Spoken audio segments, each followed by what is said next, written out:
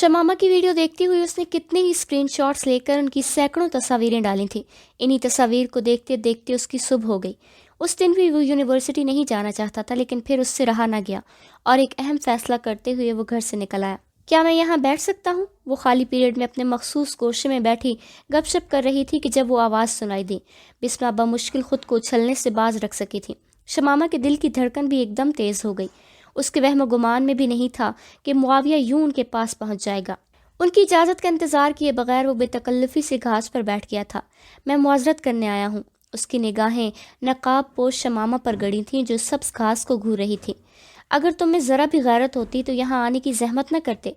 बिस्मा लगी लिपटी रखे बगैर शुरू हुई थी। माफ़ी मांगना गलत काम है क्या? उसने बिस्मा की बात का बुरा नहीं मनाया था। माफ़ी गलती की मांगी जाती है, ज़्यादतियों की नहीं। बिस्मा फट पड़ी थी। गलती कहो या ज़्यादती का नाम दो, मुझे बगैर तकरार के कबूल है। बिस्मा से बात करते हुए भी उसकी नज़रें शमामा के वजूद पर टिकी थीं। ठीक है, हो गई माफ़ी तलाफ़ी, अब आप तशरीफ़ ले जा सकते हैं। बिस्मा ज़्यादा देर उसके वजूद को बर्दाश्त नहीं कर सकी थी।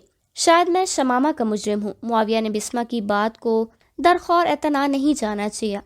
मुआविया ने बिस्मा की बात की दरखौर एतना नहीं जाना था। चलो शमो। वो कड़ी निगाहों से मुआविया को घूरते हुए शमामा को मुखातिब हुई। शमामा बगैर कुछ कहे उसके साथ चल पड़ी। और हाँ, बिस्मा जाते जाते लम्हा भर को रुकी। इतनी इखलाकी जुर्रत थी तो पूरी क्लास के सामने माफ़ी मांगना थी। बिस्मा का लहजा तन से पुर था। उसे लट मार कर वो शमामा को साथ लिए क्लासरूम की तरफ बढ़ गई थी। मुआविया शमामा के वजूद को घूरता रह गया। उसके दिल में अजीब सी कसक और दर्द होने लगा था। एक गैर अहम लड़की जो 2-3 दिन पहले तक किसी काबिल नहीं थी, एकदम इतनी अहम और ज़रूरी हो गई थी। जब तक वो नज़र आती रही वो उस तरफ मुतवज्जे रहा। उनके क्लासरूम में दाखिल होते ही वो सिंगी बेंच से टेक लगाकर बैठ गया। काश मुझे पहले पता चल गया होता कि तुम ऐसी हो। एक हसरत उसके दिल में जागी थी। कब तक खफा रहोगी शम्मो रानी? अब तो तुम्हें मनाकर ही दम लूँगा। वो खुद कलामी के अंदाज में बड़बड़ाया। अगर बिस्मा का दुम छल्ला साथ न लगा होता तो यकीनन वो राज़ी हो गई होती। चंद लम्हे वहीं गुजार कर वो क्लासरूम की तरफ बढ़ गया।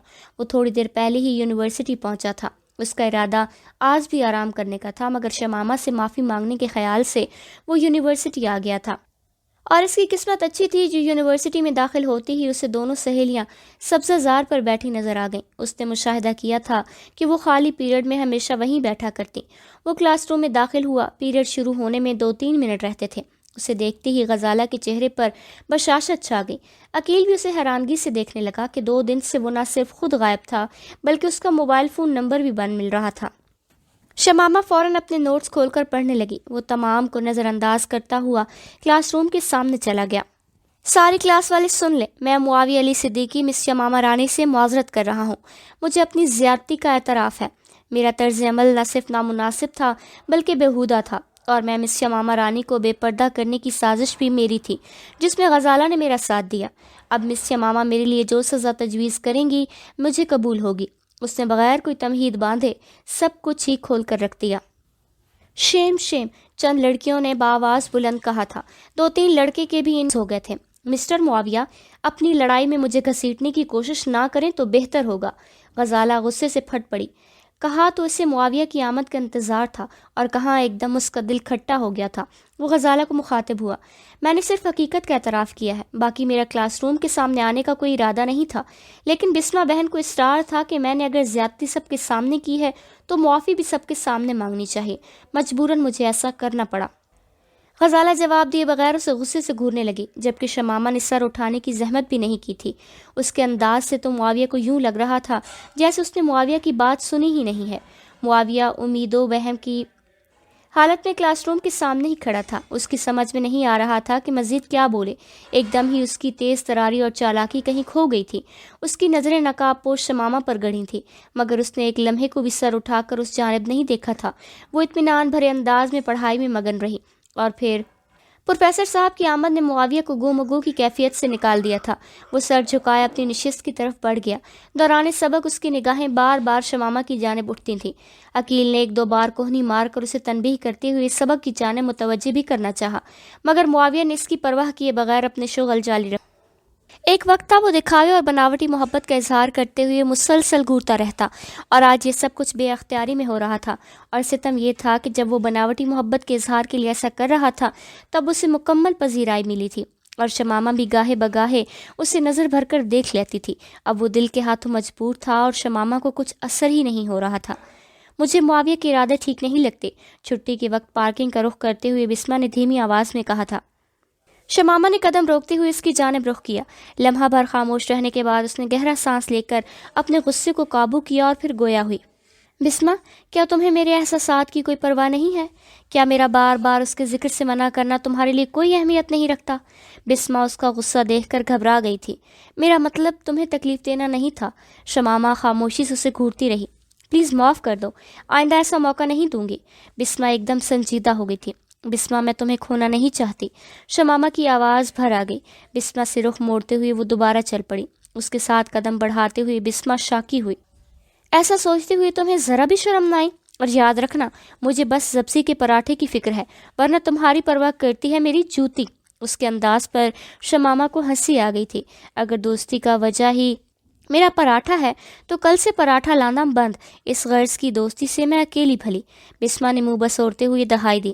ایک معصوم لڑکی کا رزق روکنے والی جلاد حسینہ، سیدھا دوزخ میں جاؤ گی۔ کیا تمہیں معلوم نہیں حقوق العباد کی بجا آوری ہر نیکی پر مقدم ہے؟ شمامہ کی گنگناتی ہنسی ابھری۔ مجھے بھی پتہ چلے ایک نکمی ہٹ حرام اور سست لڑکی کے مجھ پر کون سے حقوق ہیں۔ اللہ پاک نے کسی کا لنچ، بلکہ کیا کہتی ہو، زہرانے کی ذمہ داری اگر تمہارے تو توانا کندھوں پر ڈال ہی دی ہے تو اس سے روگردانی کرنا کتنا بڑا گناہ ہے۔ اس کے انداز پر شمامہ بے ساختہ کھلکھلا اٹھی، لیکن بسمہ چہرے پر مصنوعی سنجیدگی طاری کیے اس سے ملامتی انداز سے گھورتی رہی۔ پارکنگ میں شمامہ کے والد پہلے سے موجود تھے۔ انہیں دیکھتے ہی بسمہ پہلے کی طرح حشاش پرشاش دکھائی دینے لگی۔ نشست سنبھالنے سے پہلے وہ چہکی، السلام علیکم چچا جان۔ شمامہ نے بھی آہستگی سے والد صاحب کو سلام کیا۔ وعلیکم السلام، کیسی ہے میری بیٹی؟ دونوں کے بیٹھتے ہی انہوں نے کار آگے بڑھاتے ہوئے پوچھا۔ بالکل ٹھیک، وہ ہوش دلی سے یوسف صاحب کے ساتھ گپ شپ کرنے لگے۔ کہاں غائب تھے محترم، اور یہ کیا حال بنایا ہوا ہے؟ چھٹی ہوتے ہی عقیل اس کی جانب متوجہ ہو گیا۔ وہ دروازے کی طرف جاتی شمامہ پر نگاہیں جماتا ہوا بولا، لمبی کہانی ہے، پھر بھی سننا چاہوں گا۔ اسے نشست پر بیٹھا دیکھ عقیل نے بھی اٹھنے کی کوشش نہیں کی تھی۔ معاویہ کھوئے کھوئے لہجے میں بولا، دل و دماغ کی لڑائی اچھے برے کی تمیز کے بغیر فتح دل کی ہوئی ہے۔ یاد ہے تم کہا کرتے تھے محبت تمہارے نزدیک وقت کا ضیاع اور بڑی حماقت ہے، اور یہ کہ تمہیں کسی لڑکی سے محبت ہو ہی نہیں سکتی۔ معاویہ پھیکی مسکراہٹ سے بولا، اگر شمامہ رانی کوئی دیکھا ہوتا تو اپنے دعوے سے کبھی نہ پھرتا۔ عقیل نصیحت کرتا ہوا بولا، اس میں شک نہیں کہ شمامہ رانی بہت خوبصورت ہے، لیکن تمہارا رویہ پہلے ٹھیک تھا، نہ اب مناسب ہے۔ معاویہ نے اس کی نصیحت کو درخور اعتنا نہیں جانا تھا۔ جانتے ہو 2 دنوں سے میں مسلسل اس کی ویڈیو کو دیکھ رہا ہوں، اور کل رات تو میں نے اس ویڈیو کی سینکڑوں اسکرین شاٹس لے کر اس کے چہرے کے ہر زاویے کی تصویر بنائی ہے، اور ان تصاویر کو اتنی بار دیکھا ہے کہ شمار نہیں کر سکتا۔ کیا کہتا ہے شاعر، میں نے اس کو اتنا دیکھا جتنا دیکھا جا سکتا تھا، لیکن پھر بھی 2 آنکھوں سے کتنا دیکھا جا سکتا تھا، اور اب بھی اس کے فوٹو دیکھ رہے ہو؟ عقیل نے موبائل فون لینے کے لیے اس کی طرف ہاتھ بڑھایا۔ دکھاؤ کیسے اسکرین شاٹ لیے ہیں؟ نہیں دکھا سکتا۔ معاویہ نے موبائل فون جیب میں ڈالتے ہوئے نفی میں سر ہلایا۔ وہ پردہ کرتی ہے، اگر اسے معلوم ہو گیا کہ میں اس کی تصاویر لوگوں کو دکھاتا پھرتا ہوں تو مزید خفا ہو جائے گی۔ عقیل نے اصرار نہ کرتے ہوئے آگے بڑھایا ہوا ہاتھ واپس کھینچا۔ تم تو اس کے پردے کا مذاق اڑایا کرتے تھے۔ وہ بے پرواہی سے بولا، کیا کرتا تھا کیا کروں؟ گا کے سامنے کی کوئی اہمیت نہیں ہے۔ عقیل نے استہزائیہ لہجے میں پوچھا۔ اچھا تو کیا کرو گے؟ معاویہ اعظم سے بولا، اسے ہر قیمت پر مناؤں گا، اپنی محبت کا یقین دلاؤں گا، دنیا کی ساری خوشیاں اس کے قدموں میں ڈھیر کروں گا، ہر وہ کام جس سے وہ منع کرے گی چھوڑ دوں گا، ہر وہ کام جو اسے پسند ہوگا اس پر عمل کروں گا، اور اس کی پسند کے سانچے میں ڈھل جاؤں گا۔ شاید اتنا آسان نہ ہو اسے منانا، اور پھر تم اس کے والد صاحب کے ساتھ جو سلوک کر چکے ہو وہ سونے پر سہاگا ہے۔ عقیل نے تشویش کا اظہار کیا۔ ان سے بھی معافی مانگ لوں گا، ہر اس شخص سے معافی مانگ لوں گا جس کا شمامہ رانی کی زندگی میں ذرا بھر بھی عمل دخل ہوگا۔ یار سمجھ میں نہیں آ رہا کیا رد عمل ظاہر کروں، میرے وہم و گمان میں بھی نہیں تھا کہ تم اتنے بدل جاؤ گے۔ دعا کیا کرتا تھا کہ تمہیں بھی کسی سے محبت ہو۔ یقین مانو اگر معلوم ہوتا کہ میری دعا اتنی جلدی قبول ہو جائے گی تو اپنے لیے کوئی امیر کبیر اور خوبصورت لڑکی مانگ لیتا۔ یہ تمہاری دعا نہیں، اس کی بد دعا کا اثر ہے دوست۔ یاد ہے میری آخری حماقت پر اس نے کیا کہا تھا؟ اچھی طرح یاد ہے، لیکن اس نے جو کہا تھا اس میں تمہاری محبت کی حصول کا کوئی ذکر نہیں تھا۔ جانتے ہو گزشتہ سے پیوستہ راست مجھ پر کیا گزری؟ وکیل طنزیہ لہجے میں بولا۔ عالم الغیب اللہ پاک کی ذات ہے، جادو مجھے آتا نہیں اور تم نے ابھی تک کچھ پھوٹا نہیں، تو میں انکار میں سر ہلانے کے علاوہ کیا کہہ سکتا ہوں؟ میں حوالات میں تھا اور پولیس کے بے رحم جلادوں نے میرے ساتھ وہ سلوک کیا جس کے بارے میں سوچتے ہوئے بھی جسم کے رونگٹے کھڑے ہو جاتے ہیں۔ جانے کتنی بار میں بے ہوش ہوا، کتنا رویا، چیخا، گڑ گڑایا، ان سے معافیاں مانگی، مگر ان کے کان پر جوں تک نہ رنگی۔ صبح دم وہ مجھے ادھموا کر کے یہ کہتے ہوئے رخصت ہوئے کہ تازہ دم ہو کر واپس آتے ہیں، اور اسی وقت مجھ پر انکشاف ہوا کہ میں کس جرم کی سزا کاٹ رہا ہوں۔ تبھی میں نے توبہ کی اور ایک دم سب کچھ آسان ہو گیا۔ کہاں تو تھانے دار میری بات سننے کو تیار نہیں تھا، اور کہاں اسے مجھے کرسی پر بٹھا کر میری خاطر تواضع کی اور ابو جان کو بھی بلوا لیا۔ اس وقت مجھے یقین ہو گیا کہ اس لڑکی کی پہنچ بہت آگے تک ہے۔ تم تھانے پہنچے کیسے؟ عقیل اس کے انکشاف پر ششتا رہ گیا۔ معاویہ سے شروع سے تمام واقعہ سنانے لگا۔ آخر میں وہ کہہ رہا تھا، مجھے اب بھی یقین نہیں آ رہا کہ بازگاہ میرے ساتھ ایسا کر سکتی ہے۔ وہ اس نے بعد میں موبائل فون پر پیغام بھیج کر معذرت بھی کر لی تھی، اپنی مجبوری بھی بتا دی تھی، لیکن ماضی کو دیکھوں تو ایسا ہونا ممکن نظر نہیں آتا۔ عقیل اطمینان سے بولا، اس تمام واقعے میں تمہاری شمامہ رانی سے محبت کرنے کی کڑی غائب ہے۔ اس بارے میں کچھ بھی نہیں کہہ سکتا، بس جب سے اسے دیکھا دل و دماغ میں ایک جنگ چھڑی ہے، اور ایسی جنگ میں فتح دل ہی کی ہوتی ہے۔ عقیل نے پوچھا، سچ سچ بتاؤ، کیا اسے اپنانا چاہو گے؟ دل و جان سے۔ معاویہ نے اس بات میں سر ہلانے میں ایک سیکنڈ بھی نہیں لگایا تھا۔ آسان حل یہی ہے کہ اس کے گھر رشتہ بھیجو۔ تم جانتے ہو کہ وہ کس مزاج کی لڑکی ہے۔ تمہاری بناوٹی محبت کے جواب میں بھی اس نے فوراً تمہاری ملاقات اپنے والد صاحب سے کرائی تھی۔ اب بہتر ہوگا کہ تم اپنے والدین کو اس کے گھر بھیجو، منگنی پر بھی راضی ہو جائیں تو تمہارا مطمئن نظر پورا ہو جائے گا، اور اس کے بعد وہ راضی ہونے میں ایک لمحہ بھی نہیں لگائے گی۔ مجھے معلوم نہیں تھا تم اتنے ہوشیار ہوگے۔ معاویہ نے شاید زندگی میں پہلی بار اس کے مشورے کو درخور اعتنا جانا۔ بہرحال کل تو میں اس کے والد محترم سے معافی مانگوں گا، اس کے بعد امی ابو کو بھیجوں گا۔ عقیل ہنسا۔ لگتا ہے سدھر گئے ہو۔ وہ بے نیازی سے بوڑھا، بگلی ہوئی اتنی جلدی نہیں سدھرا کرتے، باقی شمامہ رانی جب زندگی میں آ جائے گی تو سدھار لے گی۔ عقیل نے خفگی سے پوچھا، اور جب تک وہ نہ آئی پرانی حرکتیں دہراتے رہو گے؟ وہ صاف گوئی سے بولا، کہہ دیا نا، لڑکیوں سے دوستی کرنا چھوڑ دوں گا۔ عقیل نے طنزی انداز میں کہا، اپنی عیاشی کے لیے پیسے کہاں سے لوگے؟ جیب خرچی کے پیسوں سے مہینہ گزارا کرنے کی کوشش کروں گا۔ اگر کلب جانا چھوڑ دوں تو یہ نہایت ہی آسان ہے۔ اللہ کرے سچ ہو۔ عقیل اپنا بیگ کندھوں سے ڈالتا ہوا کھڑا ہوا۔ معاویہ نے بھی پرعزم لہجے میں مسکراتے ہوئے اس کے ساتھ قدم بڑھا دیے۔ السلام علیکم۔ جو ہی شمامہ اور بسمہ کار سے اتری، معاویہ کسی کونے سے ظاہر ہو کر ڈرائیور سیٹ کے قریب آیا۔ یوسف نے حیرانگی بھری نگاہ اس پر ڈالی۔ سلام کا جواب دینا اسے بھول گیا تھا۔ چچا جان، میں اپنی بدتمیزی اور بکواس پر شرمندہ ہوں، معذرت کرنے کے لیے حاضر ہوا ہوں۔ معاویہ نے تمہید باندھے بغیر اپنا مطمئن نظر بیان کر دیا۔ شمامہ اور بسمہ اسے دیکھتے ہی وہیں جم گئی تھی۔ یوسف حیرانگی کے اثر سے بمشکل نکل پایا تھا۔ گہرا سانس لیتے ہوئے وہ غیر جذباتی لہجے میں بولا، کوئی بات نہیں سیٹھ صاحب، قصوروار صرف آپ نہیں میری بیٹی بھی تھی۔ اس سے میرا پڑھایا یہ سبق بھول گیا تھا کہ کندھ ہم جنس با ہم جنس پرواز، کبوتر با کبوتر، باز بباز۔ چچا جان، ایسی کوئی بات نہیں۔ اصل میں، یوسف نے قطع کلامی کی، مجھے یا میری بیٹی کو آپ سے کوئی گلہ نہیں سیٹھ صاحب، بڑا پن ہے کہ آپ نے معذرت کر لی۔ یہ کہہ کر ریورس گیئر لگاتے ہوئے بولے، اجازت چاہوں گا۔ معاویہ امید بھری نظروں سے ان کے چہرے کو تکتا رہا، جہاں ہر قسم کے جذبات ناپید تھے، یوں جیسے بھیڑ کے اندر کسی اجنبی سے کندھا ٹکرانے کے بعد اس پر اچکتی ہوئی نگاہ ڈال کر آدمی آگے بڑھ جاتا ہے۔ چلے، شمامہ والد کے جاتے ہی آنکھوں سے قہر برساتی بسمہ کی جانب متوجہ ہوئی۔ ٹھیک انسان، بآواز بلند بڑبڑاتے ہوئے وہ شمامہ کے ساتھ بولی تھی۔ شمامہ نے اس بارے میں زبان کھولنے کی ضرورت ہی محسوس نہیں کی۔ معاویہ وہیں کھڑا حسرت بھری نظروں سے کالے لبادے میں لپٹی شمامہ کو دیکھ رہا تھا۔ اسی دن رات کے کھانے پر اسے دھماکہ کر دیا۔ ابو جان، میں ایک لڑکی کو پسند کرتا ہوں۔ عالیہ بیگم کے چہرے پر حیرانگی ظاہر ہوئی، جبکہ سیٹھ محمد علی صدیقی طنزی انداز میں مسکرائے۔ ماشاء اللہ، باپ کو معلوم ہی نہیں کہ برخوردار جوان ہو گیا ہے۔ معاویہ باپ کے طنز کو نظر انداز کرتے ہوئے بولا، وہ میری کلاس فیلو ہے، میں چاہتا ہوں آپ میرا رشتہ لے کر ان کے گھر جائیں۔ شادی بے شک تعلیم کی تکمیل کے بعد ہو جائے گی، لیکن نکاح یا منگنی کی رسم ابھی ہی ہو جانی چاہیے۔ کچھ پتہ تو چلے کون ہے، کیسا خاندان ہے، باپ کیا کرتا ہے، لڑکی کا مزاج کیسا ہے۔ عالیہ بیگم نے خواتین کے دماغ میں پلنے والے قومی سوالات اٹھائے۔ معاویہ فخریہ لہجے میں بولا، اچھے اور شریف خاندان کی لڑکی ہے، باقاعدہ نقاب اوڑھ کر یونیورسٹی آتی ہے۔ تمہاری ماں پوچھ رہی ہے اس کے والد کا کیا کاروبار ہے۔ باقی تم اچھی طرح جانتے ہو کہ ہمارے ہاں پردے وردے کا رواج بالکل بھی نہیں ہے۔ 21ویں صدی کے تقاضے کچھ اور ہیں، اور میں نہیں چاہتا میری بہو بنیاد پرست اور دقیانوسی خیالات کی مالک ہو۔ وہ اطمینان سے بولا، اس کے باپ کا نام یوسف ہے، سیٹھ عبدالکریم صالح کا ڈرائیور ہے۔ باقی شادی کے بعد پردے وغیرہ کا عمل تو میری اجازت سے ہوگا نا؟ کیا؟ عالیہ بیگم چیخ اٹھی تھی۔ چاولوں سے بھرا چمچ واپس پلیٹ میں پٹکتے ہوئے انہوں نے نشست چھوڑ دی۔ ایسا بھول کر بھی نہ سوچنا، تلخی سے کہتے ہوئے وہ اپنی خوابگاہ کی جانب بڑھ گئی۔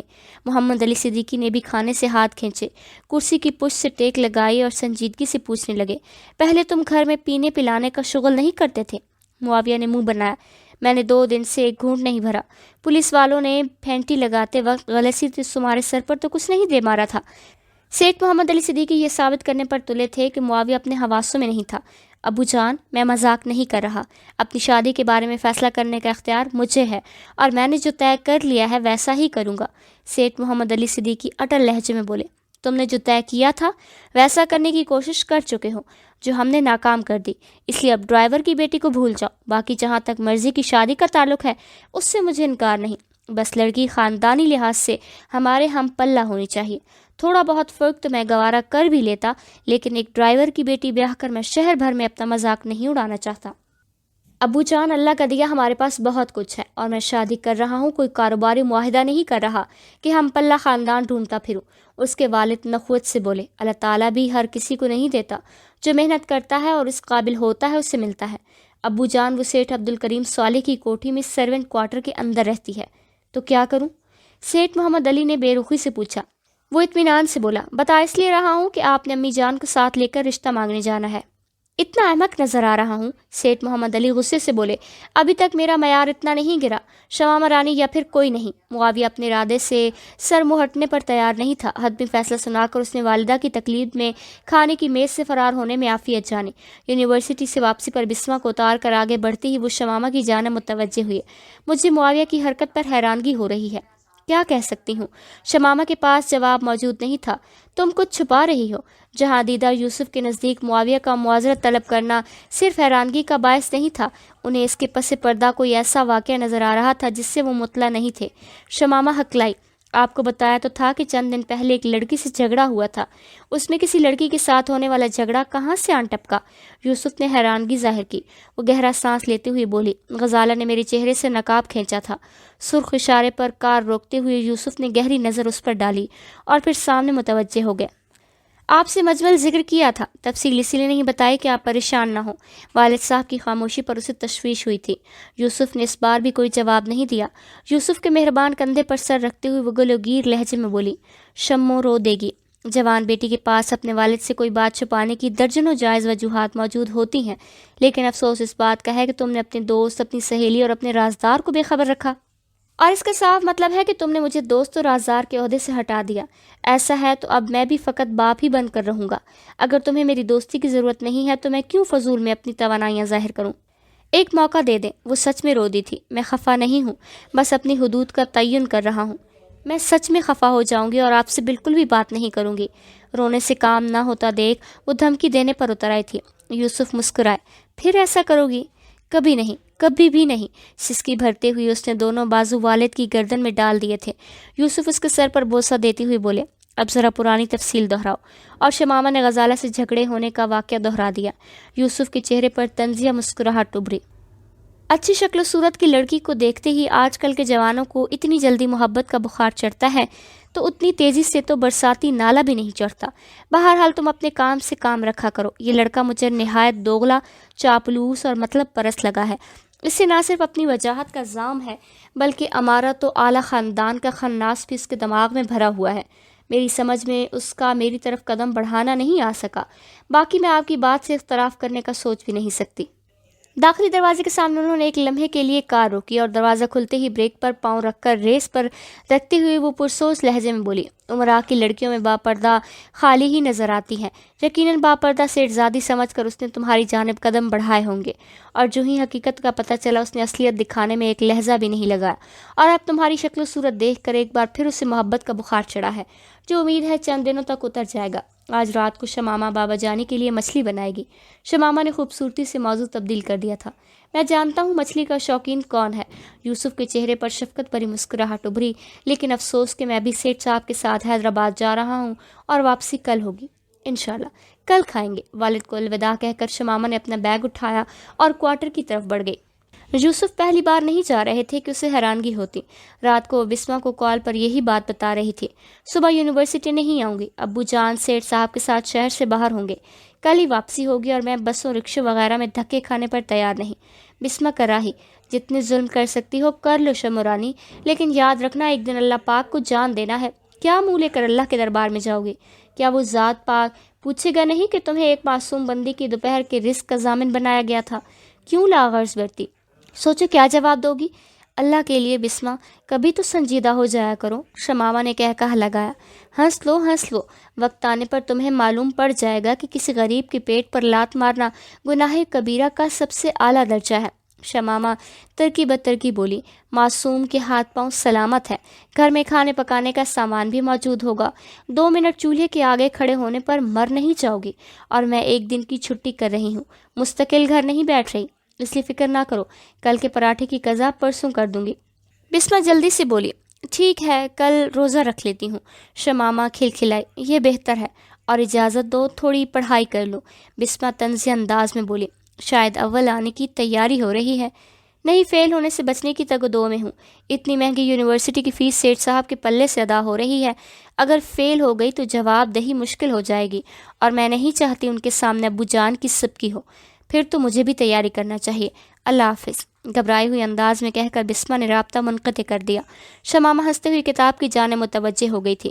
بسمہ سے بات چیت کر کے وہ تازہ دم ہو جایا کرتی تھی۔ بسمہ اس سے 1.5 سال چھوٹی ہی تھی، لیکن اس کے سامنے شمامہ خود کو کم سن سمجھنے لگتی۔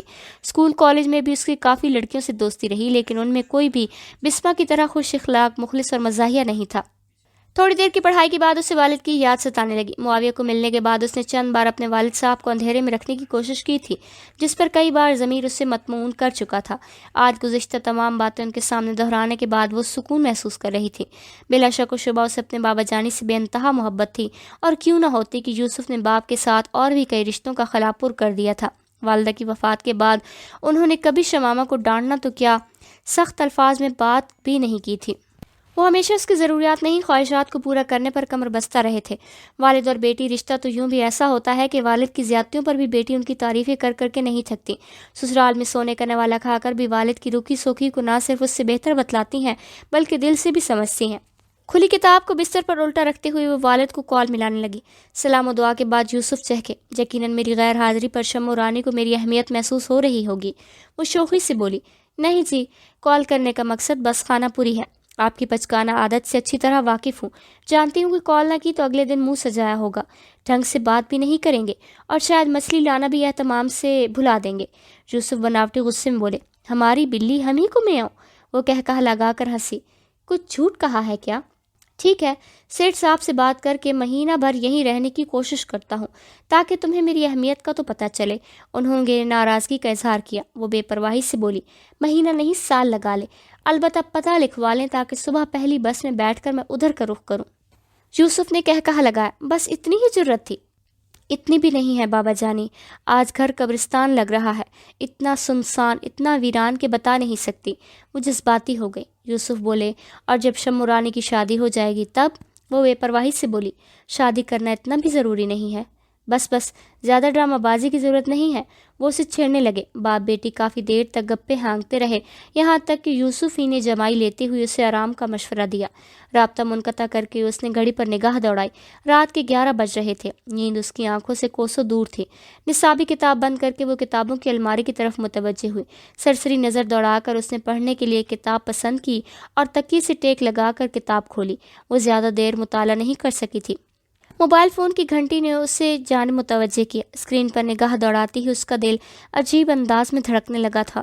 معاویہ کی کال تھی۔ رابطہ منقطع کرنے والا بٹن دبا کر وہ دوبارہ کتاب کی طرف متوجہ ہو گئی۔ 2-3 منٹ کے وقفے کے بعد پیغام کی گھنٹی بجی۔ اس نے بیزاری بھرے انداز میں پیغام کھولا۔ پلیز یمامہ، مجھ سے بات کرو۔ دیکھو میں شرمندہ ہوں، اپنی غلطی کا اعتراف کرتا ہوں، پلیز مجھے معافی مانگنے کا موقع تو دو۔ وہ بمشکل پیغام پڑھ پائی تھی کہ دوبارہ معاویہ کی گھنٹی آنے لگی۔ رابطہ منقطع کر کے اس نے فوری طور پر معاویہ کے موبائل فون نمبر کو بلاک کر دیا۔ وہ نہ تو اس کی بیہودہ پیغامات کی پڑھنے کی شوقین تھی اور نہ ہی اس کا کال کرنا اسے گوارا تھا۔ اس کی سماعتوں میں اب تک اس کا زہریلا لہجہ گونج رہا تھا۔ لاکھ بھلانے کی کوشش کرنے کے باوجود وہ کامیاب نہیں ہو پائی تھی۔ بکواس بند کرو، بھاڑ میں جاؤ تم اور تمہارے ڈرائیور بابا۔ حد ہوتی ہے بے شرمی و بے حیائی کی۔ بڈھے، تم اپنی بیٹی کو لگام نہیں دے سکتے؟ اس بدشکل کو برقع پہنا کر امیر لڑکوں کو پھنسانے پر لگایا ہوا ہے۔ تمہاری یہ جرت کہ معاویہ پر ہاتھ اٹھاؤ، 2 ٹکے کی بد چلن عورت۔ بیٹا کہا تو تھوبڑا توڑ دوں گا۔ چند ٹکے کے ڈرائیور ہو، اپنی حیثیت پہچان کے زبان کھولو۔ تم جیسا کو ڈرائیور رکھنا بھی میں اپنی توہین سمجھتا ہوں۔ احمق بڈھے، آوارہ، بدکردار، بازاری، بدشکل، گھناؤنے کی منحوس صورت دیکھو اور معاویہ علی صدیقی کے ساتھ شادی کے سپنے دیکھو۔ بھیک مانگنے والوں کو بھی کچھ اصول و ضوابط ہوتے ہیں۔ کسی امیر لڑکے کو پھانس کر کوٹھی بنگلے کے سپنے دیکھنے والی لڑکیاں اس خیرات کی مستحق نہیں ہوتی۔ اور اسی پر اکتفا نہیں، وہ بعد میں بھی اسے ذہنی اذیت پہنچاتا رہا تھا۔ ایسے گھٹیا شخص سے واسطہ تعلق تو درکنار، وہ اس کے بارے میں سوچنا بھی نہیں چاہتی تھی، بلکہ ایسی ذہنیت رکھنے والے کو وہ نفرت کے قابل بھی نہیں سمجھ رہی تھی۔ اس کی طرف سے ہونے والی تمام زیادتیوں کو اللہ پاک کی ذات کے حوالے کر کے وہ پرسکون تھی۔ بسمہ خالی پیریڈ میں وہ کلاس روم سے نکل کر کیفیٹیریا کی جانب چل پڑی۔ شمامہ کی غیر موجودگی میں اس نے سبز زاری کا رخ نہیں کیا تھا۔ دروازے پر کھڑے ہو کر اس نے کسی مناسب جگہ کی تلاش میں حال میں نظریں دوڑائیں۔ تبھی اس کی نظر کونے میں اکیلی بیٹھی شگفتہ پر پڑی۔ چائے پیتی ہوئی کسی گہری سوچ میں گم لگتی تھی۔ بسمہ کے دل میں جانے کیا سمائی کہ اس کی میز کی طرف بڑھ گئی۔ یہاں بیٹھ سکتی ہوں؟ بیٹھنے سے پہلے اس نے پوچھنا ضروری سمجھا تھا۔ شگفتہ چونکتے ہوئے اس کی جانب متوجہ ہوئی اور پھر منہ سے کچھ کہے بنا اس سے سر کو ہلکی سی جنبش دی اور چائے کی پیالے کی طرف متوجہ ہو گئی۔ میرے کو چائے کا بتا کر اس نے گفتگو کا آغاز کیا۔ میرا نام بسمہ ہے۔ اس مرتبہ شگفتہ کے چہرے پر بے چینی نمودار ہوئی۔ مجھ سے کوئی کام؟ اگر برا نہ لگے تو تھوڑی سی معلومات درکار ہے۔ بسمہ نے لمبی چوڑی تمہید باندھنے سے گریز کیا۔ شگفتہ نے منہ بناتے ہوئے کندھے اچکائے، گویا بسمہ کی بات سن کر اسے حیرانگی ہوئی تھی۔ اس دن آپ معاویہ علی صدیقی کے ساتھ شاید پیسوں کے معاملے میں جھگڑ رہی تھی۔ بعد میں غالباً اس نے تمام رقم واپس بھی کر دی تھی، اور جہاں تک میں سمجھتی ہوں آپ کا برتاؤ کافی توہین آمیز تھا۔ بسمہ کی بات پر شگفتہ کے چہرے پر چھائی حیرانگی غصے میں تبدیل ہوئی، اور جب اس نے زبان کھولی تو وہ غصہ اس کے الفاظ میں شامل تھا۔ کسی کی ذاتیات میں دخیل ہونا بد تہذیبی نہیں، بےہودگی ہے۔ بسمہ نے جلدی سے بات سنبھالی۔ میں معافی چاہتی ہوں مس شگفتہ، لیکن میرا مقصد نہ تو اذیت پہنچانا تھا اور نہ ہی آپ کا مذاق اڑانا۔ شگفتہ کی آنکھوں میں شک کی پرچھائیاں ابھریں۔ کب سے میری ٹوہ میں لگی ہو، اور تمہیں میرا نام کیسے معلوم؟ وہ آپ سے تم پر آ گئی تھی۔ اس کے سخت لہجے کو ہضم کرتے ہوئے بسمہ نے خوش دلی سے جواب دیا تھا۔ اس دن معاویہ نے آپ کو شگفتہ احسان کہہ کر مخاطب کیا تھا، باقی میں آپ کی ٹوہ میں نہیں لگی۔ آپ کو اکیلا بیٹھے دیکھا اور یہ سوال پوچھنے کی ہمت کر ڈالی، اور یقین مانے یہ سوال بے مقصد نہیں کیا۔ مجھے بس معاویہ کی اصلیت معلوم کرنا ہے۔ سمجھ لو کہ ایک معصوم لڑکی کی زندگی کا سوال ہے۔ شگفتہ نفرت بھرے لہجے میں بولی، کسی معصوم لڑکی کو اس گھٹیا لڑکے سے کیا کام؟ اور یاد رکھنا، اگر وہ معصوم لڑکی تمہارے علاوہ کوئی اور ہے تو جان لو کہ اب تک وہ معصوم نہیں رہی ہوگی۔ کیا مطلب؟ اب حیران ہونے کی باری بسمہ کی تھی۔ مطلب وغیرہ اس معصوم لڑکی سے پوچھ لینا۔ چائے کی خالی پیالی پرچ میں رکھتے ہوئے شگفتہ نے اٹھنے کے لیے پر تولے۔ بسمہ لجاجت بھرے لہجے میں بولی، شگفتہ بہن پلیز مجھے اپنے قیمتی وقت سے چند منٹ عنایت کر دو۔ اس کا ملتجی لہجہ سن کر شگفتہ نے ایک لمحے کے لیے کچھ سوچا اور پھر گہرا سانس لیتے ہوئے کہنے لگی، کیا پوچھنا ہے؟ بتایا تو ہے، معاویہ کی اصلیت کے بارے میں جاننا چاہتی ہوں۔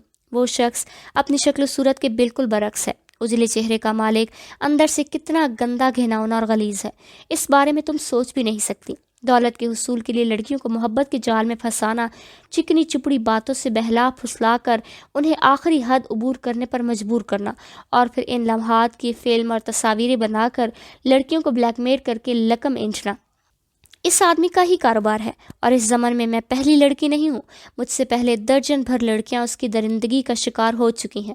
تمام نے اس کی شریک حیات بننے کی غلط فہمی میں وہ حد عبور کر لی تھی جو ایک لڑکی کو کسی حالت میں نہیں پھلانگنی چاہیے۔ اس سے نہ صرف دولت کی ہوس ہے بلکہ وہ خوبصورت لڑکیوں کو داغدار کرنے کا بھی شوقین ہے۔ اس زمن میں معصوم و بھولی بھالی صورت اس کا بہترین ہتھیار ہے، اور یہ تو تمہیں اچھی طرح معلوم ہوگا کہ ہم لڑکیاں کتنی احمق و بیوقوف ہوتی ہیں۔ پیار کے دو بول سن کر آنکھیں بند کر کے سب کچھ ہار جاتی ہیں، اور جب آنکھیں کھلتی ہیں تو تباہی و بربادی کے سوا کچھ نظر نہیں آتا۔ شگفتہ کا لہجہ دھیما سہی مگر اس کے زہریلے الفاظ بسمہ کو آتشین لاوے کی طرح محسوس ہوئے۔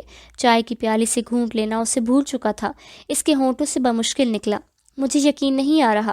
خود پر بیتے گی تو یقین آ جائے گا، تلخ لہجے میں کہتے ہوئے شگفتہ بات ختم کر کے چل دی۔ بسمہ سر پکڑے کافی دیر وہاں بیٹھی رہی۔ ایک دم ہی یہ گتھی سلجھ گئی تھی کہ معاویہ نے شمامہ کی جانب کیوں پیش قدمی کی تھی۔ یقیناً اس کی وجہ نہ تو شمامہ کا پردہ دار ہونا تھا اور نہ ہی معاویہ کو کسی باکردار و باحیار لڑکی کی تلاش تھی۔ وہ شمامہ کو دولت مند جان کر اس کی جانب متوجہ ہوا۔ جو ہی اسے شمامہ کی غربت کے بارے میں پتہ چلا، اس کی اصلیت کھل کر سامنے آ گئی، اور وہ یوں ہی شمامہ کی ہتک پر جری رہتا اگر اسے دیکھ نہ لیتا۔ اور جب اس نے شمامہ کی شکل و صورت دیکھی تو اس کی غلیظ فطرت دولت بھلا کر شمامہ کی پرکشش بدن کے حصول کی مطمئن ہو گئی۔ 2+2=4 کی طرح بسمہ ہر نتیجہ نکالتی گئی۔ چائے کب کی ٹھنڈی ہو چکی تھی۔ دوسری چائے منگوانے کی بجائے اس نے پہلے والی پیالی کے پیسے پرس سے نکال کر پرچ کے نیچے رکھے اور کیفیٹیریا سے باہر نکل آئی۔ پڑھنے کو بالکل ہی دل نہیں کر رہا تھا۔ اس نے گھر واپسی کو ترجیح دی۔ گھر واپسی پر اس کا ارادہ شمامہ کو ساری بات بتانے کا ہوا، مگر پھر اس نے یہ معاملہ آمنے سامنے ملاقات تک ٹال دیا۔ معاویہ، بے وقوف بننے کی ضرورت نہیں، تم نے غلط ضد پکڑی ہوئی ہے۔ سارا دن بھوکا پیاسا کمرے میں بند رہنے کے بعد جب وہ رات کے کھانے پر بھی نہ آیا تو عالیہ کو اس کے کمرے میں داخل ہونا پڑا۔ ماں کی بات کا جواب دیے بغیر اس نے ریموٹ اٹھا کر دھیمی آواز میں چلتے ہوئے غزل کی مکمل آواز کھول دی۔ کمرے کی محدود فضا ساز باجے کی آواز سے گونج اٹھی۔ کیا بےہودگی ہے معاویہ! ماں نے اس کے ہاتھ سے ریموٹ چھینٹتے ہوئے ٹی وی کو بند کر دیا۔ امی جان، آپ اچھی طرح جانتی ہیں میں نے جو طے کر لیتا ہوں اس سے سر منہ پیچھے نہیں ہٹتا۔ آپ کی نصیحتیں اور ابو جان کو سمجھانا بیکار ہے۔ میں نے شمامہ رانی کو بیوی بنانا ہے تو بس بنانا ہے۔ ابو جان مجھے آگ کر سکتے ہیں، گھر سے نکال سکتے ہیں، لیکن میرے دل سے شمامہ سے شادی کرنے کا خیال نہیں نکال سکتے۔ عالیہ روحان سی ہوتے ہوئے بولی، بیٹا تمہیں ہوا کیا ہے؟ یہ غریب غربا الٹے سیدھے حربے آزماتے رہتے ہیں، کہیں اس ڈائن نے میرے شہزادے پر کوئی جادو تعویذ تو نہیں کر دیا؟ معاویہ کے ہونٹوں پر اذیت بھری ہنسی ابھری۔ امی جان، آپ کو میری خوشی عزیز نہیں ہے؟ اپنی زندگی کے بارے میں کم از کم مجھے اتنا اختیار تو ہونا چاہیے کہ مرضی کی شادی کر سکوں۔ کس نے کہا تم مرضی کی شادی نہ کرو؟ تمہاری خوشی سر آنکھوں پر بیٹا، ہم تو صرف یہ چاہتے ہیں کہ لڑکی کا خاندان اس قابل ہو کہ کسی سے ذکر کرتے ہوئے تمہارے ابو اور مجھے سب کی محسوس نہ ہو۔ ذرا سوچو تو صحیح میری جان، ایک ڈرائیور کی بیٹی کو ہم کیسے متعارف کروائیں گے؟ ماں جی، آپ کو لڑکی کی کردار، اس کی شرافت، اچھی شکل و صورت اور بہترین بول چال سے غرض ہونا چاہیے، نہ کہ مال و دولت اور نام نہاد اونچے خاندان سے۔ عالیہ کے لیے اس کی دلیل کسی لائق نہیں تھی۔ وہ اس کا رد کرتے ہوئے بولی، یہ پیار و محبت بس عارضی کھیل تماشا اور وقتی جوش و خروش ہوتا ہے۔ اپنے معیار کو دیکھو معاویہ، ایک نیچ خاندان کی لڑکی کے ساتھ تم کبھی اچھی زندگی نہیں گزار سکتے۔ ہر محفل و تقریب میں ہنسی و استہزاء کا نشانہ خود بھی بنو گے اور ہماری سب کی بھی کراؤ گے۔ وہ لڑکی بھی اس ماحول میں ضم نہیں ہو سکے گی۔ خدارا عقل کے ناخن لو، فضول کی ضد بازی میں ہمارے سکون برباد نہ کرو۔ معاویہ زچ ہوتا ہوا بولا، ماں جی، برہمن، ویش، شدھ وغیرہ جیسے ذات پات کا نظام ہندو مت میں ہے، اسلام میں اس تصور کی گنجائش نہیں ہے۔ باقی کسی کا غریب ہونا اس کے نیچ یا ذلیل ہونے پر دلالت نہیں کرتا۔ اس کی ماں حتمی لہجے میں بولی، بہرحال جو تم کہہ رہے ہو ایسا ہونا ممکن نہیں ہے۔ خواہ مخواہ کی ضدیں پال کر نہ خود کو ہلکان کرو اور نہ ہمیں اذیت دو۔ معاویہ نے جواب دینے کی بجائے سر کے نیچے سے تکیہ نکالا اور چہرے پر رکھ لیا۔ عالیہ نے امید بھرے لہجے میں پوچھا، کھانا لے آؤں؟ بھوک نہیں ہے، تھوڑا سا تو کھا لو۔ چہرے سے تکیہ ہٹا کر وہ اس کے بالوں میں انگلیاں پھیرنے لگی۔ وہ عجیب انداز میں بولا، ماں جی، میرے ایک کلاس فیلو کے بھائی نے اس وجہ سے خودکشی کر لی تھی کہ والدین اس کی پسند کی شادی میں رکاوٹ ڈال رہے تھے۔ تیرے منہ میں خاک! وہ جیسے تڑپ اٹھی تھی۔ ماں جی آرام کریں۔ ان کا ہاتھ بالوں سے ہٹا کر معاویہ نے دوبارہ تکیہ اٹھا کر سر پر رکھا اور کروٹ تبدیل کرتے ہوئے ماں کی جانب پیٹھ موڑ لی۔ عالیہ چند لمحے دکھ بھری نظروں سے دیکھنے کے بعد باہر نکل گئی تھی۔ تھوڑی دیر بعد وہ سیٹھ محمد علی صدیقی کا سامنا کر رہا تھا۔ انہوں نے چھوٹتے ہی پوچھا، برخودار سنا ہے خودکشی وغیرہ کی دھمکیاں دے رہے ہو؟ معاویہ نے نفی میں سر ہلایا۔ نہیں ابو جان، ایک واقعے کا ذکر کیا تھا امی جان، کچھ اور سمجھ بیٹھے۔ سیٹھ محمد علی نے موضوع تبدیل کیا۔ اچھا بتاؤ، جیب خرچ میں کتنا اضافہ کرانا چاہتے ہو؟ ایسی بات نہیں ہے ابو جان، معاویہ کو جیب خرچ بڑھانے سے کوئی دلچسپی نہیں تھی۔ سپورٹس کار کا نیا ماڈل بھی مارکیٹ میں آ چکا ہے، اس کے ساتھ سوئٹزرلینڈ یا پیرس میں ایک ہفتہ گزارنا بھی تمہیں دماغی فتور سے نجات دلانے میں مفید ثابت ہوگا۔ سیٹھ محمد علی صدیقی نے لالچ دینا جاری رکھا تھا۔ معاویہ کے ہونٹوں پر پھیکی مسکراہٹ نمودار ہوئی۔ ابو جان، آپ سے یہ سب منوانے کے لیے مجھے کسی بہانے کی ضرورت نہیں ہے۔ دیکھو بیٹا، کچھ باتیں ایسی ہوتی ہیں جن پر سمجھوتا کرنا مشکل ہوتا ہے۔ تم جوا کھیلتے ہو، شراب نوشی کرتے ہو، لڑکیوں سے غلط تعلقات رکھتے ہو، آوارہ گردی کرتے ہو، فضول خرچی کرتے ہو وغیرہ وغیرہ۔ میرے لیے ان تمام باتوں کو نظر انداز کرنا اس لیے آسان تھا کہ ہمارے طبقے میں یہ نوجوان کے شوق ہوتے ہیں، اور وقت گزرنے کے ساتھ ساتھ ان میں صرف وہ شوق باقی رہتے ہیں جو انسان کی فطری ضرورت ہوتے ہیں۔ لیکن شادی ایک مستقل معاہدہ ہے، یہ لڑکی لڑکے کا نہیں، دو خاندانوں کے ملاپ کا نام ہے۔ اور اتنا تو سوچو، ایک ڈرائیور محمد علی صدیقی کا سمدھی ہوگا، اس کی بیوی جو شاید سیٹھ عبد الکریم صالح کے گھر میں خانسامہ ہو، وہ عالیہ علی صدیقی کی سمدھن ہوگی، اور یہ تعلق عارضی نہیں مستقل ہوگا۔ میرے پوتوں پوتیوں کے نانا نانی کسی دوسرے گھر کے نوکر ہوں گے۔ ذرا سوچو یار، یہ ہماری ناک کاٹنا نہیں، معاشرتی تعلقات کا گلا گھونٹنے والی بات ہے۔ تم جب اور جس سے چاہے شادی کرو، مجھے کوئی اعتراض نہیں۔ بس اتنی درخواست کروں گا، لڑکی کا خاندان ایسا نہ ہو کہ تمہارے والدین منہ چھپاتے پھریں۔ ابو جان، کیا محبت ایک سے اور شادی دوسری سے کی جا سکتی ہے؟ معاویہ نے اپنے تئیں باپ کو لاجواب کرنا چاہا۔ اس کے والد کے چہرے پر تبسم نمودار ہوا۔ اگر کوئی شادی کی تعریف پوچھے تو میں کہوں گا محبت کے جنازے کا نام شادی خانہ آبادی ہے۔ تم ڈرائیور کی بیٹی سے محبت کرو یار، اس کے علاوہ بھی وہ جس حد تک جا سکتی ہے لے جاؤ۔ رات کو لمبی لمبی کالیں کرو، دن کو سیر سپاٹے کرو، اچھے ہوٹلوں میں لے جاؤ، کھانے وغیرہ کھلاؤ، شاپنگ کراؤ۔ اگر اسے گھر سے اجازت مل سکتی ہے تو بے شک پیرس، سوئٹزرلینڈ وغیرہ گھما لاؤ، لیکن اس سے شادی نہ کرو۔ اور شروع دن سے اس کے دماغ میں یہ بات بٹھا دو کہ شادی تم والدین کی مرضی سے کرو گے، کیونکہ اس کے برعکس ہونے کی صورت میں تمہیں آگ کر دیا جائے گا۔ وہ ایسی لڑکی نہیں ہے ابو جان، سیٹھ محمد علی نے کہا لگایا۔ یار محبت کسی ایسی لڑکی سے کرو نا، معاویہ بے بسی سے بولا۔ محبت کسی اختیاری جذبے کا نام تو نہیں ہے نا؟ بکواس، اس کے والد نے منہ بنایا۔ محبت بس دماغی خلل کا نام ہے۔ جو لڑکی شکل و صورت اور جسمانی خال و خط سے پرکشش ہو، اس سے محبت کرنے والے ہزاروں لاکھوں پیدا ہو جاتے ہیں، اور جو لڑکی بدصورت یا صرف قبول صورت ہو، اس سے محبت کرنے والا ایک بھی نہیں ملتا۔ اسے محبت نہیں، جنسی تقاضے کا نام دو تو بہتر رہے گا۔ جوانی میں نے بھی 9-10 لڑکیوں سے طوفانی عشق کیا تھا۔ میری آخری محبت سبیحہ نام کی لڑکی تھی، ایک کلرک کی بیٹی، اور اس کے بعد میں نے والدین کی مرضی سے شادی کر لی تھی۔ دیکھ لو کتنی کامیاب زندگی گزار رہا ہوں۔ پچھلے دنوں سبیحہ ملی تھی، بیٹے کی بے روزگاری کا رونا رو رہی تھی۔ میں نے اس کے بیٹے کو نوکری پر رکھ لیا، دعائیں دے دے کر نہیں تھک رہی تھی۔ مجھے گھر کھانے پر بھی بلایا، لیکن مصروفیات کا بہانہ کر کے میں نے جان چھڑا لی، ورنہ سبیحہ وہ لڑکی تھی کہ جب تک میں رات کو 3-4 گھنٹے اس سے کال پر بات نہ کر لیتا سو نہیں سکتا تھا۔ اور کیا منہ کھلواتے ہو یار، میری سیکٹری، میری سونیا، میری ایک اور محبوبہ لبنہ کی بیٹی ہے۔ لبنہ بھی سفید پوش خاندان سے تعلق رکھتی تھی۔ جوان بیٹی کو نوکری دلانے کے لیے اس سے بھی میری یاد آئی۔ میں نے بھی اسے مایوس نہیں کیا۔ یقین مانو سونیا مجھے باس نہیں انکل سمجھتی ہے، اور میرا ہر کام نہایت خلوص اور محبت سے سر انجام دیتی ہے۔ دیکھ لو اب تک میں پرانی محبتیں نبھاتا آ رہا ہوں، خدا بھی راضی، لوگ بھی خوش۔ معاویہ کے وہم و گمان میں بھی نہیں تھا کہ والد اسے یوں منطق کے میدان میں لاجواب کر دیں گے۔ معاویہ کے پاس لے دے کر ایک ہی دلیل بچی تھی کہ وہ شمامہ کے بغیر زندگی گزارنے کا تصور بھی نہیں کر سکتا، اور ایسی بات دلیل نہیں ہٹ دھرمی کہلاتی ہے۔ اور حقیقت تو یہ ہے کہ محبت ہونے کے بعد دل ہمیشہ ہٹ دھرمی پر اتر آتا ہے۔ کوئی منطق، دلیل، برہان اور سمجھداری کی باتیں اس کے پلے نہیں پڑتی، اس کی ایک ہی رٹ ہوتی ہے، مجھے وہ چاہیے۔ باپ کی باتیں معاویہ کا دماغ قبول کر رہا تھا، لیکن دل کو وہ حل منظور نہیں تھا۔ سب سے بڑھ کر شمامہ کا مسئلہ تھا۔ وہ بغیر نکاح یا منگنی کے کبھی بھی اس سے تعلق رکھنے پر آمادہ نہ ہوتی۔ مختصر تعلق کے باوجود معاویہ اس کی فطرت سے آگاہ ہو گیا تھا۔ مرد و عورت کی دوستی کا تو اس کے ہاں تصور ہی نہیں تھا۔ اسے مسلسل سوچ میں ڈوبا دیکھ سیٹھ محمد علی نے پوچھا، کیا کہتے ہو؟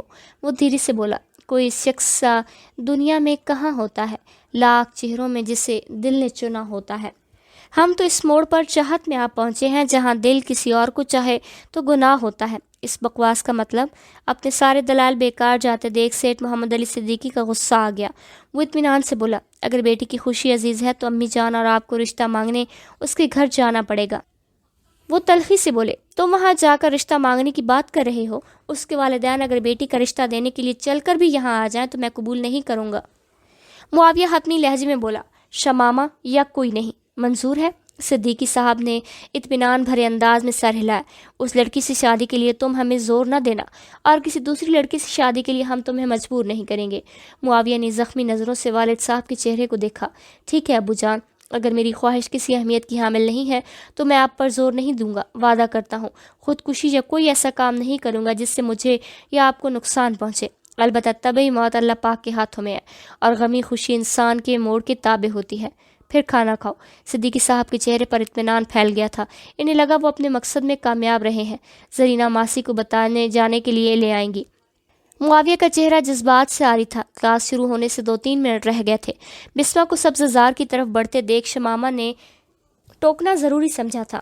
بسمہ شرارت سے بولی، کل سے میرے پیٹ میں کافی بوجھ پڑا ہے، جب تک ہلکا نہ کر لوں درد ختم نہیں ہوگا، اس لیے سبق سے ضروری یہ کام ہے۔ ہاتھ کا اشارہ کرتی ہوئی شمامہ معصومیت سے بولی، بیت الخلاء تو اس جانب ہے۔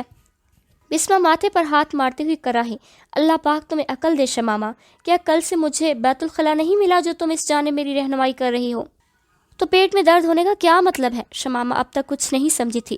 خدا کی بندی، عورتوں کے پیٹ میں درد کسی راز کے معلوم ہونے کے بعد جاننے والے کے سامنے نہ اگلنے پر شروع ہوتا ہے۔